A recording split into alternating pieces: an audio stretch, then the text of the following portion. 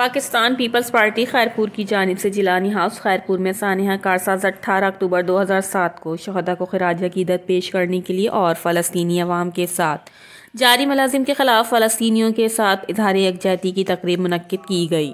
इस पुरवकार तकरीब की सदारत पाकिस्तान पीपल्स पार्टी की मरकज़ी रहनुमा और साबका मेंबर कौमी असम्बली डॉक्टर नफीसा शाह ने की, जबकि मेहमान खास साबका रुकन सिंध असम्बली नईम अहमद खरल थे। इस तकरीब की कार्रवाई पाकिस्तान पीपल्स पार्टी ज़िला खैरपुर के सेक्रेटरी इत्तलात अली शेर मकूल और ताल्लुका खैरपुर के सेक्रेटरी जनरल अतीकुर रहमान फलबूटो ने मुश्तरका तौर पर चलाई। पाकिस्तान पीपल्स पार्टी की मरकज़ी रहनुमा और साबिक रुकन कौमी असम्बली डॉक्टर नफीसा शाह, साबिक MP नईम अहमद खरल ने तकरीब को खिताब किया।